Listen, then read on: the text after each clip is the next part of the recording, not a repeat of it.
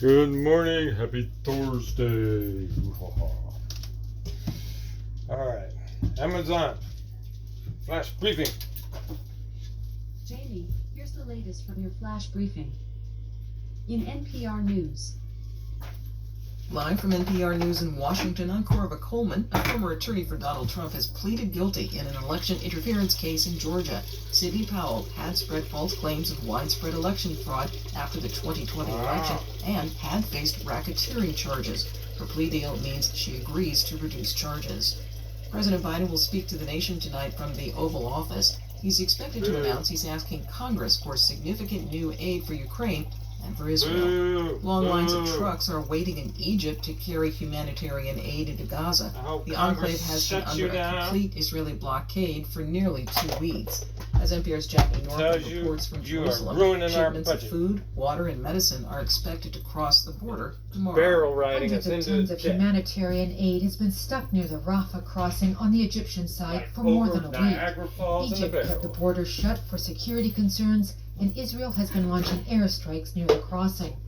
On Wednesday, President Biden, while on a brief trip to Tel Aviv, said he secured an agreement with Israel to allow the aid into Gaza.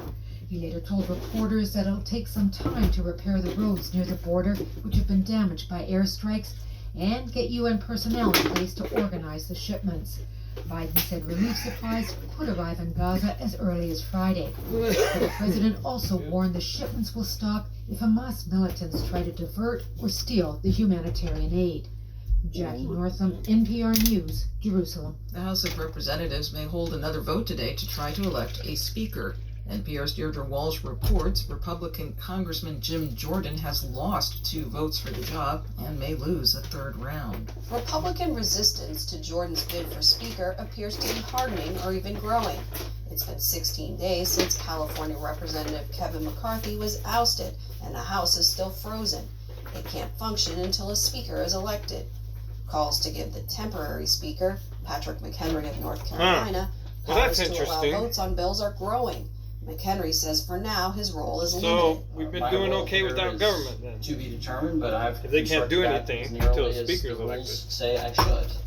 Shut And we can't transact business until we elect a speaker. Jordan's GOP opponents warn tactics of his allies to pressure them for votes are dangerous.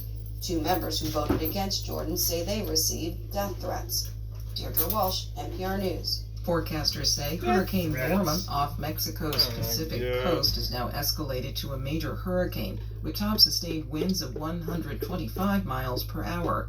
Hurricane specialist John Cangelosi. The government of Mexico has put out a hurricane watch in the extreme portion of the Baja. Just cast your vote, don't worry. Forecasters are also watching Tropical Storm Tammy in the Atlantic.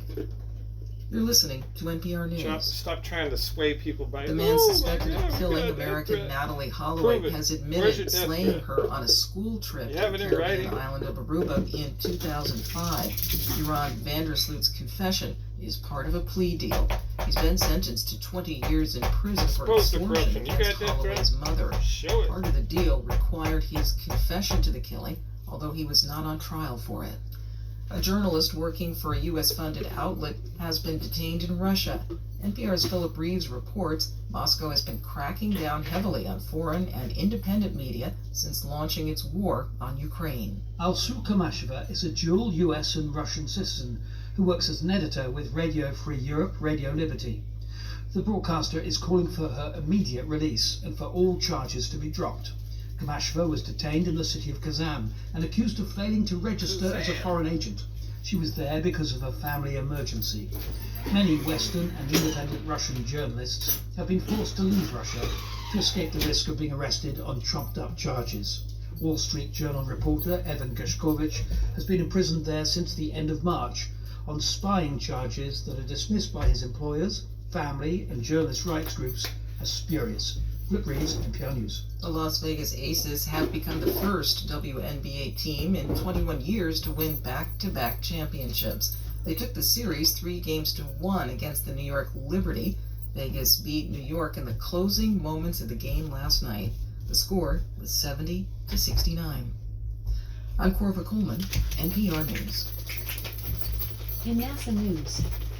As another inspiring Hispanic Heritage Month concludes, we wanted to take the moment to highlight one of our own, Tracy Hudspeth. Tracy Hudspeth is the communication specialist at NASA Office of Small Business Programs. She plays a pivotal role in shaping the organization's public image and ensuring effective communication internally and externally. National Hispanic Heritage Month. Services Catalog. The catalogs provide service description, chargeback rate, unit of measure, and service level indicators for each NSSC service.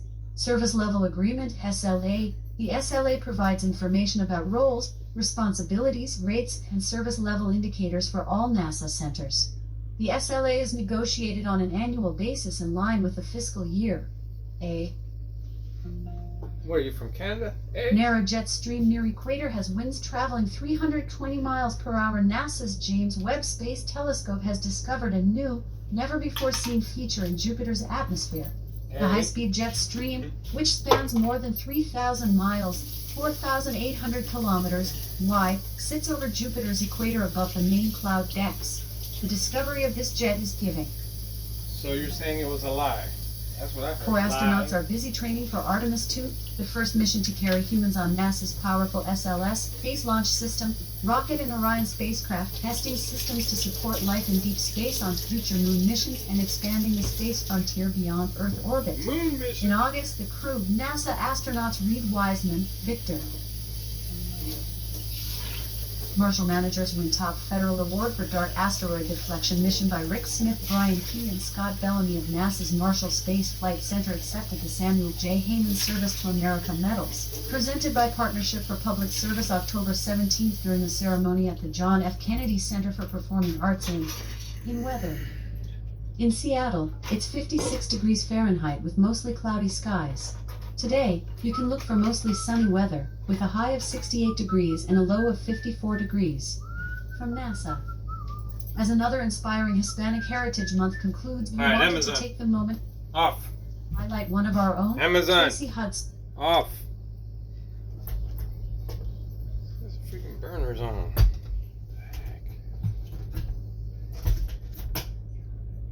There. Alright, Amazon. Tell us a joke. Why did the lion cross the road? To get to the other pride. Oh, stop lying. Alright. Alright, everyone. Happy Thursday. Woo, peace out.